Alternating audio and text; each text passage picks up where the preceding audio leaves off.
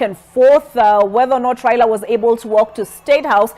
He has managed to proceed through Nairobi. He has held essentially a procession, a peaceful one at that. We have, though his car has what is the equivalent of a presidential escort hanging off the side of the car, but as he's moved together with Kalonzo Musyoka, together with Martha Karua, Eugene Wamalwa, Jeremiah Kioni, they have managed to address persons gathered and send their message to the sitting government. We wait to see what the response to today's events will be. As I mentioned earlier, the Deputy President, Rigathi Gachagua, earlier today pleaded with, and speaking from Mombasa, pleaded with Raila Odinga to call off these protests, saying it is costing the economy. He placed the figure at 2 billion shillings, but Raila Odinga says they will proceed with the Mandamano, as we call them, Mandamano Mondays, moving forward until their issues are considered. They've listed several issues, among them the cost of living, among them the removal of subsidies, especially for fuel and unga. In fact, as I had mentioned, those he's spoken to as he's making his way through Nairobi have complained about the cost of unga, so he's questioned why the subsidies were removed. The other issues he's raised are issues of taxation, and most recently the appointment, or rather the nomination, of 50 CASs. They've also called into question the nature of those appointments. So several issues on the table, including electoral reform, as Mio has taken issue with the selection panel that is now charged with reconstituting IEBC. They say all parties must be involved in the process. President William Ruto says they're abiding by the rule of law, which stipulates the IEBC Amendment Act, how that process shall be carried out. But Raila Odinga wants a more inclusive process. Other than that, as I'm sure you've heard, there are demands to open the server, and then again those on the other side ask who is it that they want to open the server. So those are just some of the issues that have been raised by Azimio. But as you listen in, a lot of the feedback that they're getting on the ground, there is issues to do with the cost of living. Let's listen in.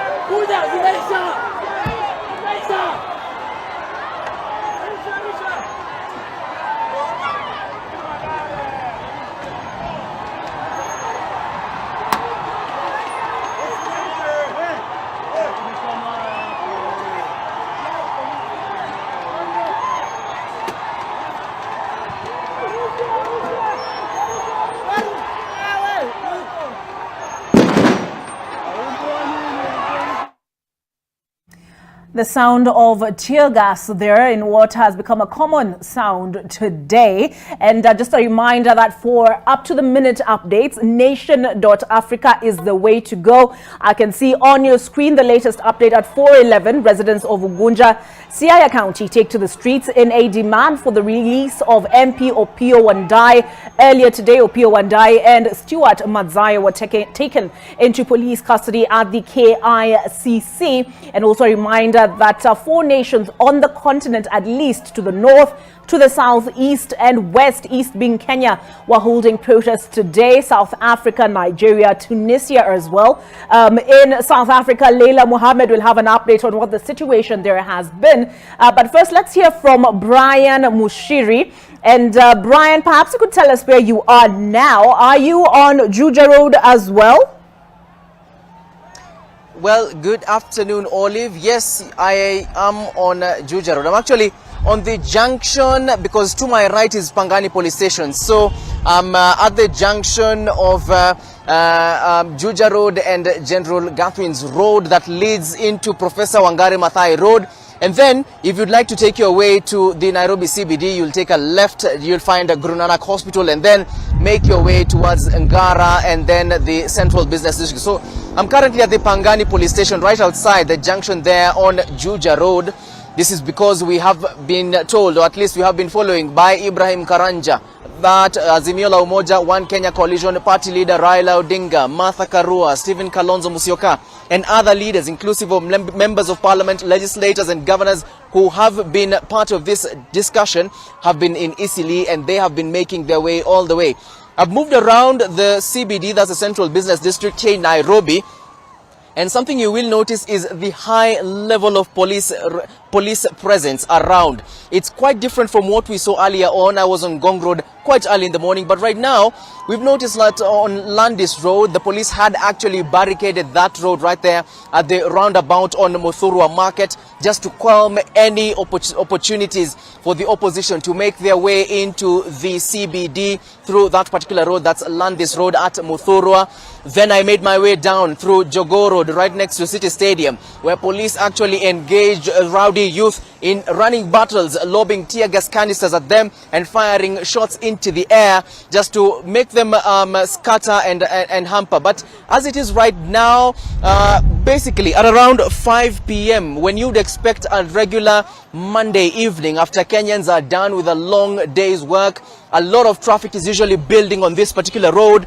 But as it is right now, even if you'd have a look, that is the junction from Juja Road, from General Gathwin's Road, headed all the way to Karioko, and just not as much traffic. What you'll notice there is that drivers there are just stopping through the regulations of the traffic lights. They're just respecting the traffic lights. This is a place that at around this particular time you expect heavy traffic on a regular day where Kenyans have gone to work. Yes, of course, we have also noticed the amount of Kenyans and Kenyan youth or Nairobian youth making your way down to Eastleigh, because straight up is Eastleigh area through Juja Road. You would notice young gentlemen walking down there just perhaps to meet Azimio leader Raila Odinga, who is on that particular direction. To my right, this is the junction that meets you from Karioko, and all you're seeing is at least Kenyans on their way to leave the CBD.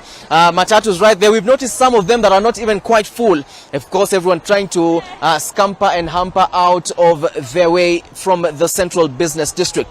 So Olive, of course, it is a discussion that we continue to discuss, and it is a discussion that we continue to have a look at. Of course, earlier on, I'm just trying to locate a tear gas canister that was lobbed our way. Let me see whether I can have a look at it, because the crowd, like you can see right there, had started to form, and a tear gas canister was actually lobbed at us, Olive. A tear gas canister. This particular tear gas canister, I hope I can hold it right now, it's still quite hot, but this tear gas canister was lobbed from the Pangani Police Station gate right there by one of the officers, lobbed our direction just to scatter this small crowd that has started to build right here off the Pangani Police Station. But as of now, things still look a bit calm. we are definitely having a look on that opposite direction right there. That is the direction towards Eastleigh. I think you can notice also, of course, if we can just get those shots right there, you can notice the amount and the multitude of young men walking down that direction. Yes, of course, you would argue that Eastleigh is a residential area and everyone coming from CBD, there are a lot of people who live around Eastleigh, yes. But of course, that movement right there has been on the constant, on the flow. We have also seen lots of police traffic from police trailers carrying loads of policemen, as well as tear gas lobbing trucks, and then water washing trucks, as is Olive. But as of now, I mean, we're just waiting for this at this junction, just in case the convoy of Azimio la Umoja One Kenya party leader Raila Odinga takes a different trajectory from this one. We're at a quite convenient area. If they decide to go through a Karioko direction, we'll be there. If they decide to take this particular direction here from Juja Road, we'll be there. And just in case they decide to take the direction towards Thika Road, which is right to my left right now, we definitely will be getting to join them in that particular convoy, with the end goal, of course, definitely trying to make their way into the central business district in Nairobi. Olive. All right. Ryan, it's quite the circuitous route that Raila Odinga and his team are taking in an effort to access the central business district. The plan initially, as I had mentioned, was to convene at the Kenyatta International Convention Center and then march to State House. I recall in Githurai, when I believe that was on Friday, when Raila Odinga was holding his baraza in Kiambu, Martha Karua advised William Ruto to prepare tea for them, and Raila Odinga maintained that State House is a public office and therefore accessible to Kenyans. The police were very clear yesterday that it is a restricted area and no one will be allowed to gain access to it, it being a security installation. And so therefore, this is where the situation has ended up, with the police declaring that today's meeting, planned procession to State House, was illegal on the grounds that it did not meet the requirements of the Public Order Act, more specifically Section 5. Raila Odinga, as Julius Malema said in South Africa as well, that they do not need anybody's permission. If you look at that camera, you can see the droplets. I don't believe it is raining. I am informed that the police have heightened the pressure, turned up the heat in an effort to disperse the crowd that has been running alongside Raila Odinga's convoy the closer they get to the central business district. It's in an effort, I imagine, to show that they do mean business and that it is time for them to disperse.